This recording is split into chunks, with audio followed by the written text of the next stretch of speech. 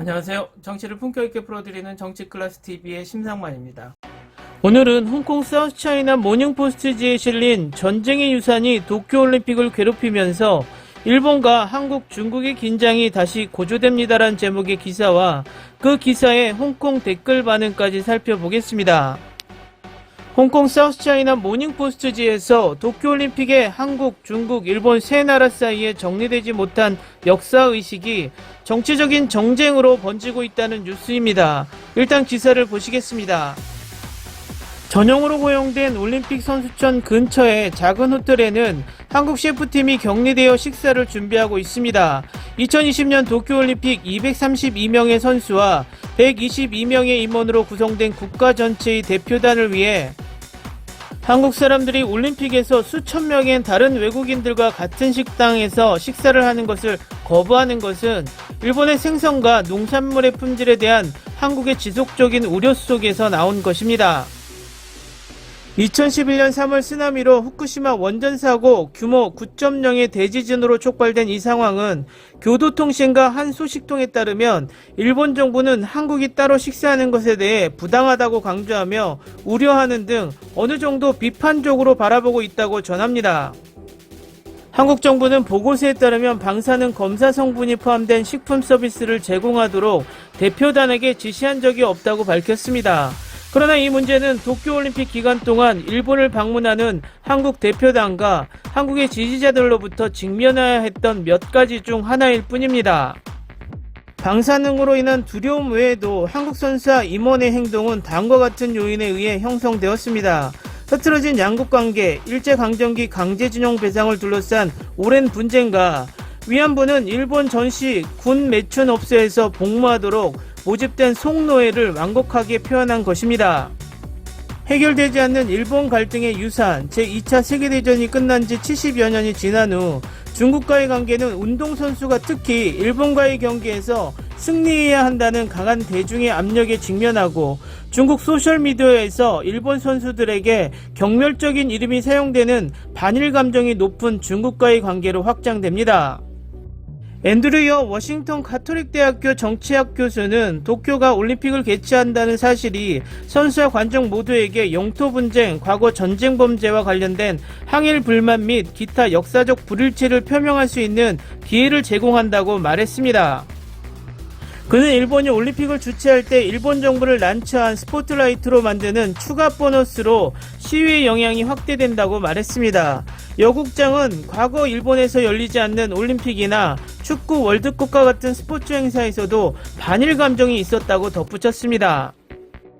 대회가 시작되기 전 예상할 수 있었습니다. 대한민국 문재인 대통령과 일본 총리와의 정상회담 가능성이 올림픽을 옆에 두고 있었지만 이에 대한 모든 희망은 일본 외교관이 정상회담에 대한 조잡한 발언으로 문 대통령이 계획된 여행을 취소했습니다.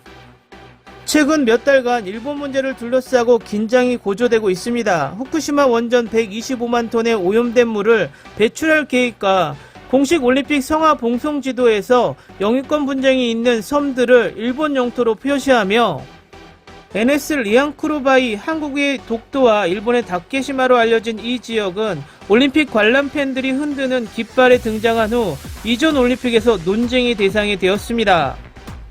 2주 전 한국 선수들이 올림픽 선수촌에 도착한 순간부터 양측의 나쁜 혈연이 보여졌고 팀은 발코니에 나는 여전히 5천만 대한민국 국민의 지지를 받고 있다. 후에 이 메시지는 16세기 해전을 언급한 것으로 해석되었습니다. 두 나라 사이에서 수적으로 열세에도 불구하고 한국이 우세했던 전쟁. 이에 대해 한국 관리들은 국제올림픽위원회가 한반도에 대한 일본의 침략과 식민통제의 상징으로 여겨지는 일본의 우길기를 경기장과 기타 올림픽 경기장에서 금지할 것이라고 확신했다고 말했습니다. 한국은 2019년에 처음으로 금지를 요청했습니다. 이번 주 일본이 후쿠시마 산꽃이 건강에 해로울 수 있다는 제안 속에서 올림픽 메달리스트에게 주어지는 꽃다발을 비판하는 한국 언론의 이야기에 대해 우려를 표명한 것으로 알려지면서 일본은 더욱 화가 났습니다. 그러나 서울에 기반을 둔 분석가인 메이강은 최근 몇 달간 한국인들 사이에 만연한 반일 감정이 격화되고 있다고 말했습니다. 강은 올림픽이 없었다면 반일 감정이 다른 방식으로 표출됐을 것이라며 일본 맥주와 유니클로 등 소매점에 대한 한국의 많은 보이콧이 계속되고 있다고 지적했습니다. 지난달 중국인민 항일전쟁 전면 발발 84주년을 맞아 일본과의 역사를 회상한 중국인들도 한국의 정서를 공유하고 있습니다.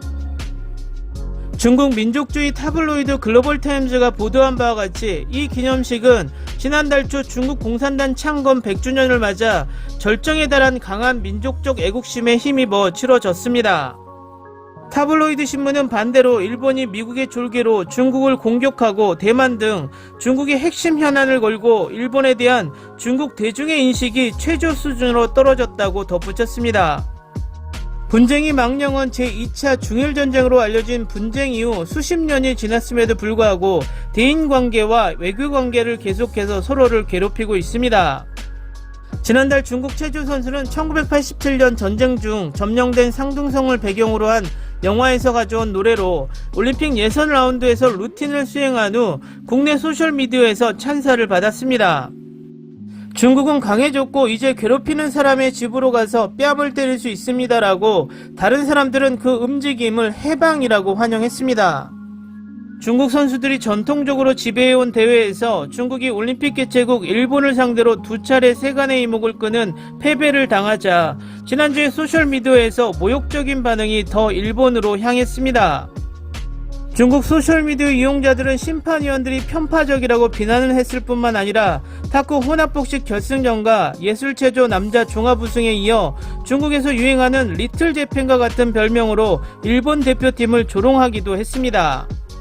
올림픽에서 탁월함, 우정, 존중이라는 가치를 많이 자랑하는 것을 감안했을 때 그러한 원한은 올림픽에서 적절하지 않은 것처럼 보일 수 있습니다. 그러나 일본 국제문제연구소의 선임연구원인 밀러 씨에 따르면 글로벌 스포츠 이벤트와 관련된 민족주의의 급증이 일본에 대한 역사적 불신과 결합될 때 분쟁이 표면화되기 더 쉬워진다고 말합니다. 그는 이것이 항상 그럴 필요는 없다고 말했습니다. 2018년 동계올림픽 평창에서 일본과 한국의 스피드스케이팅 선수들이 팽팽한 경주를 마친 후 포옹을 나누는 방법을 지적했습니다. 그는 스포츠맨심과 우정이 감동적인 순간이었다며 선수들이 이러한 문제에 대해 정치적인 늪에 빠지지 않고 극복할 수 있는 능력을 보여줬다고 말했습니다.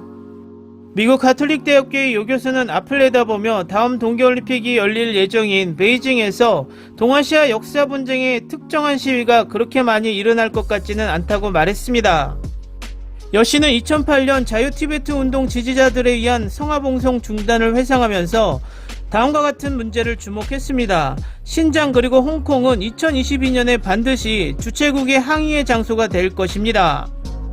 이 기사의 홍콩 댓글 반응입니다. 오늘은 이 댓글에 하도 엉뚱한 헛소리를 하는 홍콩인들이 있어서 그 댓글이 나올 때마다 반박을 하고 넘어가겠습니다. 일본 정부는 왜 독일이 2차 세계대전의 유산에 대해 정치적인 반발에 직면하지 않았는지 스스로에게 의문을 제기한 적이 없습니다. 유럽연합의 가장 강력한 회원국은 과거로부터 완전히 단절했지만 일본은 잊을 수 없는 전쟁 잔악 행위를 도발하는데 아무런 조치도 취하지도 않았기 때문입니다.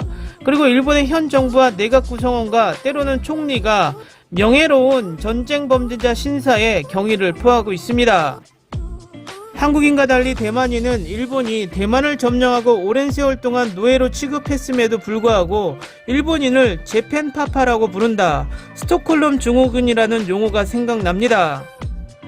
서구에서 자라면서 나는 항상 한국과 일본이 가까운 동맹이라고 생각했는데 그것이 서구가 모든 사람들이 믿기를 바라는 것이기 때문입니다.